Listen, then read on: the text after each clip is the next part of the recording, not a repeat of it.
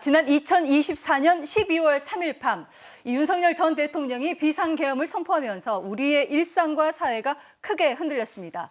지난 1년간 생방송 오늘 아침이 직접 찾아다니며 기록한 다양한 현장과 시민들의 목소리를 담아봤습니다. 함께 보시죠. 평화롭던 연말의 화요일 밤 대한민국을 뒤흔든 사태가 발생합니다. 12월 3일 밤 10시 23분. 윤석열 전 대통령이 긴급 대국민 담화를 발표했는데요. 파렴치한 종북 반국가 세력들을 일거에 척결하고 자유 헌정 질서를 지키기 위해 비상계엄을 선포합니다. 대한민국 헌법사상 초유의 사태, 생방송 오늘 아침에서도 집중 취재했었죠. 대구의 한 시내 거리입니다. 국가인권위원회 로비입니다. 5.18 민주광장 서부지법 앞에 광화문 앞에 나와 있는데요. 계엄 1년, 생방송 오늘 아침이 함께한 그 기록을 되짚어 보겠습니다. 갑작스런 비상계엄 사태로 국회 앞은 아비규교한 그 자체였습니다. 국제파도 계엄 절대! 국제파도 계엄 절대! 심지어 국회 상공엔 군용 헬기가 도로엔 무장한 군인과 장갑차까지 등장했습니다. 무기를 들었습니까? 뭐 했습니까? 아무것도 안 들고 있는 국민들한테 장갑차 보내가지고서 국민들하고 지금 전쟁을 선포한 거랑 똑같은 거 아니냐고요. 국민들을 잠도 못 자게 하고 이렇게 불안하게 하는 것은 오히려 자기가 다 잘못해놓고 모든 것을 국민들에게 거꾸로 뒤집어 씌우는 거예요. 너무 그냥 참담하고 그래서. 국회 앞엔 시민과 언론, 의원들부터 계엄군까지 뒤엉키며 혼란스러운 상황이 이어졌는데요. 잠시 후 계엄을 해제하기 위해 국회 본회의장에 모여든 의원들.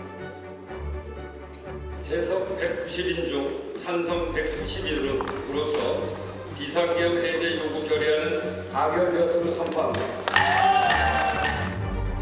비상계엄이 선포되고 약 6시간 만에 비상계엄은 해제됐습니다. 이번에 그 13 비상계엄 선포로 인해서 민주주의가 파괴되고 헌법이 무시되는 그런 상황이 됐다는 건 우리나라 민주주의에 큰 위기가 발생할 수 있는 경우였고, 그렇다면 이거는 자칫 잘못하면 끝까지 가면 독재 권력으로까지 이어질 수 있는 매우 중대한 위기 상황이었다고 볼 수가 있습니다. 이후 야당은 곧바로 대통령 탄핵을 추진했고 전국 곳곳에서 시민들이 탄핵을 외치며 거리로 나왔습니다. 집회 당시 현장의 분위기, 시민들은 어떻게 기억할까요? 보기보다 굉장히 축제스러운 그런 분위기가 좀 만연했습니다. 응원봉 시대가 제일 많이 지금 화두가 되고 있잖아요. 흔히 집회라고 하면 다소 험악하고 무거운 분위기를 생각하지만 윤석열 전 대통령의 탄핵 시위 현장은 지금까지 보지 못한 새로운 양상으로 전국적으로 확산됐습니다. 대통령 탄핵 집회에서는 기존의 집회에서 볼 수 없었던 색다른 소품들이 등장했었죠. 이영현이요, 이영현. SF9 응원봉입니다. 바로 연예인들을 응원할 때 사용하는 응원봉입니다. 밝고 오래가는 거를 들고 나오자고 생각해가지고 들고 나오게 됐습니다. 이거 가격도 비싼데 콘서트장에서만 썩히기 아깝잖아요. 그래서 이런 의미 있는 자리에 바꾸고 싶었습니다. 콘서트장에서 쓰이던 응원봉은 시민들과 함께 집회 현장으로 나왔고, 또 신나는 K-팝과 함께 집회 현장은 흡사 축제 현장과도 같았습니다.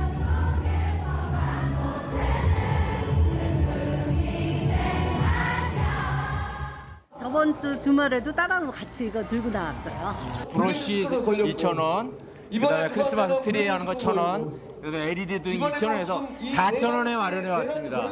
사람들이 부르는 노래에 거기에 맞춰서 춤추기 너무 좋아가지고 이거 만들고 싶었어요. 딱딱한 분위기의 집회가 아닌 웃음과 희망이 가득한 탄핵 집회는 추운 겨울에도 광장을 따뜻하게 만들었는데요. 집회에 참가하지 못한 사람들이 선결제 문화를 통해 마음을 전달하기도 했습니다. 네, 기억납니다. 네. 이 선결제 문화는 집회 장소 인근에 있는 카페나 식당에 음료와 또 음식 가격을 미리 결제해놓고 집회에 참여한 사람들이 먹을 수 있도록 만든 색다른 집회 문화입니다. 이 당시에 정말 많은 카페와 식당이 한마음 한뜻으로 동참했습니다. 당시 선결제 문화에 동참했던 카페를 찾아가 봤는데요. 실제로 선결제 하신 분들이 좀 많이 있었나요? 그럼요, 많이 있었죠.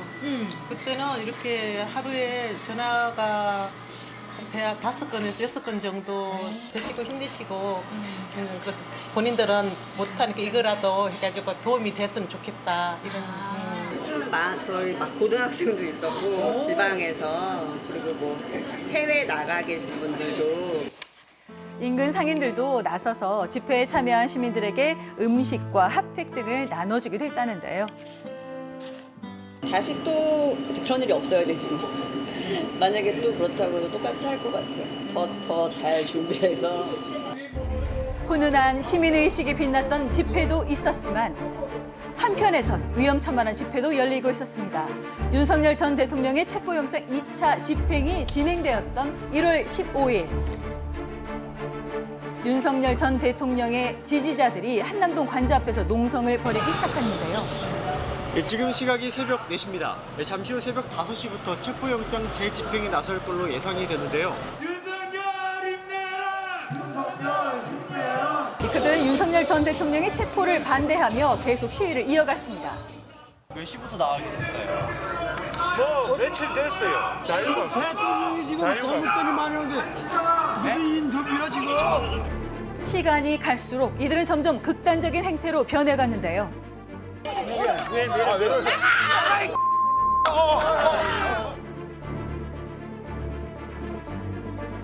이 시위는 아침까지 이어졌고 급기야 도로에 단체로 누워 차를 막아서기까지 합니다. 이를 제지하는 경찰과 충돌하며 끝까지 체포를 반대하던 이들. 하지만 비상계엄 43일 만인 1월 15일 결국 윤석열 전 대통령은 내란 우두머리 혐의로 체포됐습니다. 체포 이후에도 시위는 멈추지 않았고 이후 그들이 향한 곳은 불법 체포 영장 기각 바로 체포영장을 발부한 서울 서부지방법원입니다. 이들은 법원 건물로 난입해 유리와 기물을 파손하고 경찰과 충돌하는 등 불법 행위를 일으켰는데요. 탄핵 반대 시위는 광주광역시에서도 이어졌습니다. 세이브 코리아 뭐 이런 것들이 보이는 거 봐서는 탄핵 반대 집회가 진행 중으로 있습니다. 탄핵 반대파와 탄핵 찬성파가 광장에 모여 서로 부딪히기 시작한 겁니다. 경찰벽을 세워두고 팽팽하게 대립해온 이들. 그럴 만한 이유가 있었습니다. 여기가 많은 대학생들이 데모하고 민주화 운동했던 곳인데 아니 어디가 감히 어디라고 광주로 옵니까? 광주 자기네들 어떻게 감히 와요? 과거 민주화 운동이 활발했던 광주에서 각자의 민주주의를 소리치는 사람들.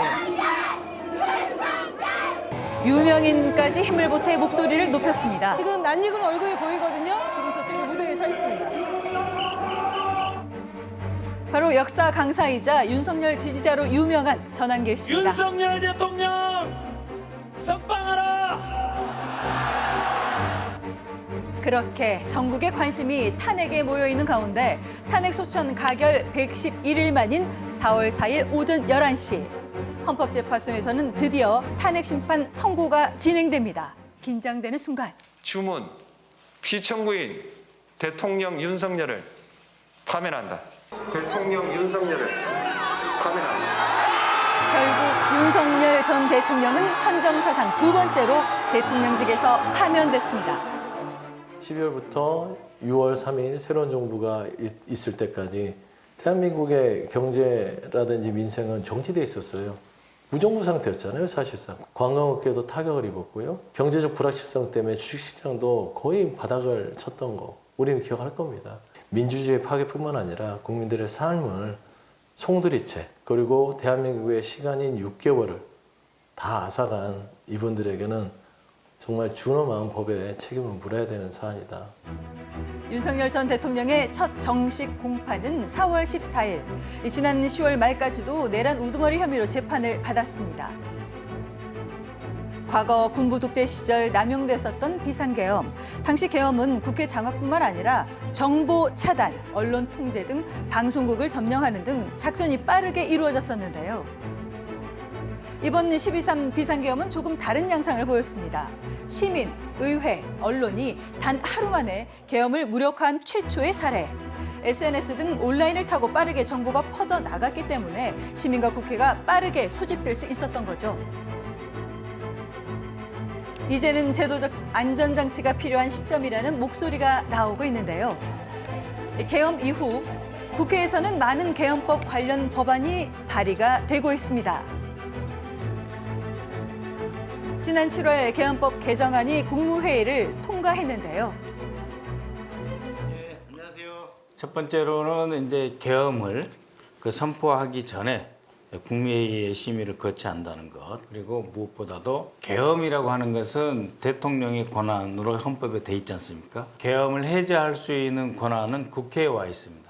따라서 국회에 경찰이나 군인이 출입할 수 없다라고 하는 점이 확실하게 계엄법에 들어가 있다라고 하는 것이고, 이게 제일 중요하다고 봅니다. 이 충격적이었던 비상계엄 사태, 또다시 반복되지 않기 위해서는 어떤 노력이 필요할까요? 온 국민이 보고 있습니다, 이제. 그리고 앞으로도 또다시 어떤 계엄을 한다면 앞으로는 국민이 더 적극적으로 더 많이 참여하고 더 많이 나와서 의사를 표시할 것입니다. 지금 계엄법에 군이, 경찰이 국회 경내에 출입하지 못한다라고 되어 있지 않습니까? 앞으로는 이런 일이 벌어지면 시민들이 나와서 또다시 국회를 에워싸고 함께 계엄을 해제시킬 것입니다. 이것이 바로 살아있는 민주주의, 국민과 국회가 헌법을 함께 지키는 그러한 노력, 그러한 의지가 반복적으로 우리 내부에 교육되어야 한다는 생각을 하고 있습니다.